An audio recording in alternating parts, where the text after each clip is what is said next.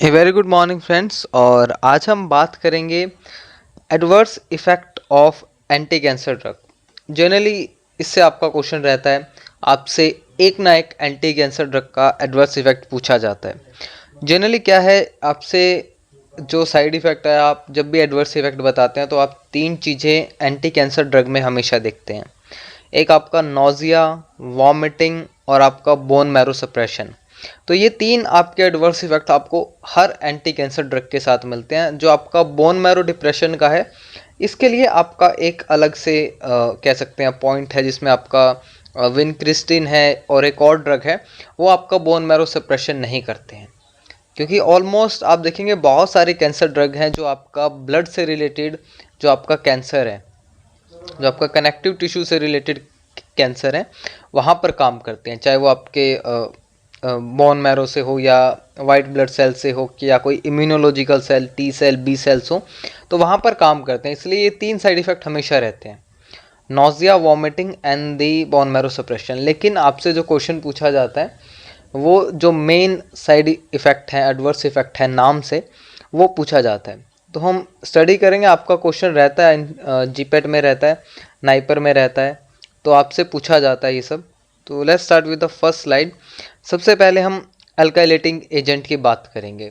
यहाँ पर हम इसका मैकेनिज्म ऑफ एक्शन डिस्कस नहीं कर रहे हैं अभी, सिर्फ जो साइड इफ़ेक्ट हैं वो। सबसे पहले सबसे मेन ड्रग आपकी साइक्लोफोस्फामाइड। इसके आपके तीन साइड इफ़ेक्ट्स हैं। सबसे पहले आपका एलोपेशिया है। इसमें क्या होता है, आपके हेयर लॉस होते हैं। तो ये सबसे कॉमन साइड इफ़ेक्ट है। आप कोई भी कैंसर का पेशेंट देखते हैं तो वहाँ पर आपको टीवी में या किसी फिल्म स्टार को हुआ होता है, तो हेयर लॉस वहाँ पर होता है। Second is the haemorrhagic cystitis. ये क्या होता है, इसमें जो आपका यूरिनरी ब्लेडर है उसमें इन्फ्लामेशन हो जाती है। अब सिंपल सी बात है, अगर ब्लेडर में इन्फ्लामेशन हुई है तो यूरिन का फ्लो जो है उसमें कहीं ना कहीं अल्ट्रेशन होता है। तो डिसयूरिया, इसका मतलब होता है आपका पेनफुल यूरिनेशन, की यूरिन करते वक्त आपको पेन होता है। सेकंड इज हेमेट्यूरिया, यूरिन के साथ आपका ब्लड भी आता है।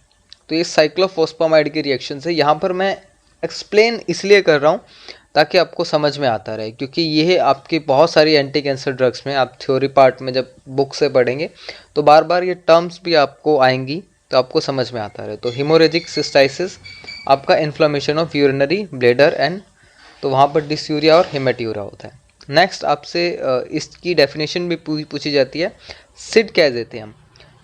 तो ये होता है आपका syndrome of inappropriate anti diuretic hormone. एक ये आपको कंफ्यूज नहीं होना है, एक ये होता है और एक आपका होता है sudden infant death syndrome, SIDS।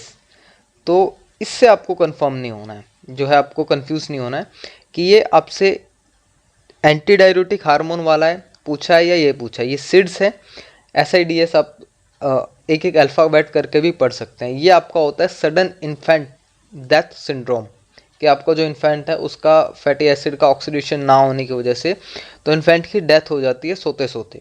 तो ये वो केस होता है। तो आपको यहाँ पर और इस सिड में कंफ्यूज नहीं होना है, क्योंकि बहुत बार कंफ्यूजन आपका हो जाता है। बायोकेमिस्ट्री का जब क्वेश्चन आता है तो आप उसे ये समझ लेते हैं। तो ये आपका होता है सडन इन्फेंट डेथ सिंड्रोम, जिसमें आपका फैटी एसिड जो ऑक्सीडेशन है उसका रोल होता है कि वो प्रॉपर नहीं होता है, तो इन्फेंट की डेथ हो जाती है। ये आपका होता है syndrome of inappropriate anti diuretic hormone, जिसे आप वैसोप्रेशन के नाम से जानते हैं। तो अब इनअप्रोप्रिएट है एंटी डाययूरेटिक हार्मोन, तो इसमें क्या होता है, आपका हाइपोकैलमिया, पोटाशियम की कमी हो जाती है बॉडी में, पोटेशियम आयन की, मैग्नीशियम, कैल्शियम और आपका फॉस्फेट। तो ये हाइपो वाले जो आपका है syndrome of inappropriate anti diuretic hormone, और इससे रिलेटेड आपको बहुत सारी बाद में डिजीज़ या बहुत सारी अल्ट्रेशन बॉडी में मिलती हैं। अगर पोटेशियम की कमी हुई है तो आप कह सकते हैं कि आपका जो हाइपर पोलराइजेशन है या रीपोलराइजेशन है वो नहीं हो रहा है। मैग्नीशियम की कमी है तो मेल में इम्पोर्टेंसी हो सकती है। बहुत जगह और एंजाइम्स में आपका मैग्नीशियम मिलता है, वहाँ पर काम नहीं होगा। हाइपोकैल्सीमिया, बोन्स में आपका रोल है। हाइपोफॉस्फेटीमिया, जो आपका फॉस्फेट है बहुत सारी जगह आप देखते हैं फोस्फेट एक एनर्जी जो आपका प्रोवाइडर है कि ये जो बॉन्ड बनाता है, तो वो वहाँ पर भी इम्पोर्टेंट रोल है। नेक्स्ट अल्काइलेटिंग एजेंट फोस्फामाइड, हमने साइक्लोफोस्फामाइड देखा था, उसी कैटेगरी का है आपका इफोस्फोस्फामाइड। सेम आपका वही है, हेमोरेजिक सिस्टिस, आपका inflammation of the urinary bladder, haematuria and dysuria and सिड, syndrome of inappropriate anti diuretic hormone. इसको आप इस तरह से भी याद कर सकते हैं, जैसे आप एसआई यूनिट पढ़ते हैं तो आप एसआई करके इसके बाद आप एडीएच कर सकते हैं यहाँ पर। तो डेट मीन्स जो ये आपका ट्रिक हो जाएगा याद करने का, और आप जो है कंफ्यूज नहीं होंगे। नेक्स्ट स्लाइड पर जब हम चलते हैं अल्काइलेटिंग एजेंट में ही सिस्प्लेटिन, ये आपकी वो ड्रग्स हैं जो प्लेटिन कंटेन करती हैं। ये आपका मेटल होता है। तो सबसे पहले आप यहाँ देखेंगे इमेसिस, वॉमिटिंग, एक ये मेन इफेक्ट है, लेकिन वॉमिटिंग को हम जो है कम्बैट कर सकते हैं आपकी एंटी इमेटिक ड्रग से। मेटक्लोप्रामाइड देते हैं, बहुत सारे आपके एंटी इमेटिक ड्रग्स हैं जो आपकी जो है वॉमिटिंग सेंटर होता है जो आपका CTZ, chemo receptor trigger zone, वहाँ पर काम करते हैं। सबसे मेन इफेक्ट है सिस्प्लेटिन का नेफ्रोटॉक्सिसिटी। अगर आपको ऑप्शन में ये दिया है nephrotoxicity, ototoxicity and peripheral sensory neuropathy या न्यूरोटॉक्सिसिटी, तो आप उसमें से क्लिक करेंगे आप नेफ्रोटॉक्सिसिटी को, क्योंकि सिस्प्लेटिन जो है आपकी सबसे ज़्यादा नेफ्रोटॉक्सिसिटी कोज करती है। तो ये इसका सबसे मेन इफेक्ट है नेफ्रोटॉक्सिसिटी का। वैसे तो ये सभी हैं, लेकिन नेफ्रोटॉक्सिसिटी सबसे अप्रोप्रिएट और मेन है। नेक्स्ट आप देखेंगे ऑटोटॉक्सिसिटी। ऑटो का मतलब होता है टॉक्सिक टू ईयर या फिर ईयर से रिलेटेड, क्योंकि ये आपका जो है एक्यूमुलेट हो जाती है और आपका ऑडिटरी नर्व और कॉक्लिया दोनों को डैमेज करती है। तो इसलिए ये टॉक्सिक है ईयर को। आपकी कुछ एंटीबायोटिक भी होती हैं जो कि टॉक्सिक होती हैं ईयर्स के लिए। जैसे आप देखते हैं कुछ, आई थिंक आपकी जो स्ट्रेप्टोमाइसिन कैटेगरी की ड्रग है, अमीनोग्लाइकोसाइड्स, वो भी आपकी ऑटोटॉक्सिसिटी कॉज करती है। तो आपको टिप्स पे होना चाहिए इस टाइम तक। Next is the peripheral sensory neuropathy, जिसे हम न्यूरोटॉक्सिसिटी भी कह सकते हैं। इसमें जो आप देखते हैं कि नर्व जो पेरिफेरल सिस्टम है वो डैमेज होता है, इसलिए हाथ पैर सुन्न होना शुरू हो जाते हैं। कांटे से चुभते हैं पहले और फिर हाथ पैर सुन्न हो जाते हैं। तो ये आपका nerve outside the brain and the spinal cord, जो आपका PNS होता है, peripheral nervous system. Next slide पर जब हम चलते हैं तो बस सल्फन की बात करते हैं। इसको बहुत बार पूछा गया है। सबसे इसका कॉमन साइड इफेक्ट है पल्मोनरी फाइब्रोसिस। तो F से आप याद रख सकते हैं फैन से, कि आपका fan as an air provide करता है, और फाइब्रोसिस यानी पल्मोनरी में आप देखते हैं तो एयर, ऑक्सीजन और जो गैसेज हैं उसका आपका रोल है। तो बस सल्फन में आप देखेंगे पल्मोनरी फाइब्रोसिस। इसमें क्या होता है, जो आपने शायद कभी सुना हो कि जो आप कुछ लोगों में कहते हैं कि लंग्स ख़त्म हो गए हैं, तो वो यही होता है कि लंग्स स्कैर्ड और ओवर टाइम हो जाते हैं, कि धीरे धीरे आपके जो है लंग्स की कैपेसिटी है वो कम होती जाती है। तो पल्मोनरी फाइब्रोसिस कहा जाता है शॉर्टनेस ऑफ ब्रेथ, सांस चढ़ता है ऊपर, ड्राई कफ होता है, टायर्डनेस होता है। तो ये इस ड्रग का साइड इफेक्ट है। Next is the hyper pigmentation. Hyper pigmentation means कि आपका स्किन में भी एब्जॉर्ब हो रहा है कहीं ना कहीं, या इसका एक्सक्रीशन हो रहा है, और या फिर मेलेनिन पिगमेंट जो है वो आपका एक्स्ट्रा सिक्रेट हो रहा है, जिसकी वजह से जो है स्लीपिंग पैटर्न भी डिस्टर्ब होता है मेलानिन की वजह से।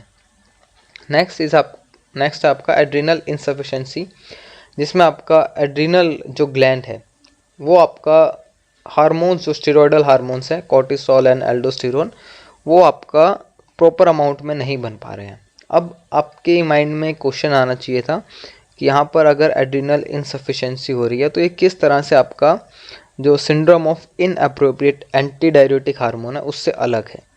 वहाँ पर सिर्फ आप देख रहे थे जो एल्डोस्टेरोन है जो कि आपका साल्ट को बैलेंस करता है बॉडी में, लेकिन यहाँ पर स्टेरॉयडल हार्मोन भी है। तो ये एक इम्पॉर्टेंट पॉइंट है जिसका हमें पता होना चाहिए। नेक्स्ट जो ड्रग है प्रोकार्बाजिन, ये आपका बहुत इम्पॉर्टेंट ड्रग है। It is in the secondary leukaemia, और ये आपका एक्यूट माइलोनॉइड ल्यूकीमिया जिसे हम AML कहते हैं, ये आपका बार बार हो जाता है या फिर एक बार अगर आपने थेरेपी ली है एंटी कैंसर तो उसके बाद भी ये जो है आपका साइड इफ़ेक्ट कोज करती है। अगर आपने प्रोकार्बाजिन से ट्रीट हुआ है आपका कोई ल्यूकीमिया तो उसके बाद दोबारा भी आपको ये केस हो सकता है। तो ये AML जो आपका एक्यूट माइलोनॉइड ल्यूकीमिया है इसमें दिया जाता है। तो history of environmental and occupational और therapeutic exposure blood brain barrier को क्रॉस कर रही है इसलिए behavioural changes and CNS depression. Next अगर हम बात करें तो डाइसल्फरम लाइक रिएक्शन जो कि आपकी ड्रग थी, एक एंटी अब्यूज ड्रग है। जो अल्कोहल कंजम्पशन है उसको रोकने के लिए या जो लोग कंज्यूम करते हैं उसको छुड़वाने के लिए ये ड्रग दी जाती है। इसमें आप देखेंगे nausea, vomiting, headache, chest abdominal discomfort और हैंगओवर जैसे सिम्टम्स होते हैं। तो ये आपके प्रोकार्बाजिन के साइड इफ़ेक्ट हैं। Secondary leukaemia, behavioural changes, CNS depression और आपका सबसे इम्पोर्टेंट डाइसल्फरम लाइक रिएक्शन।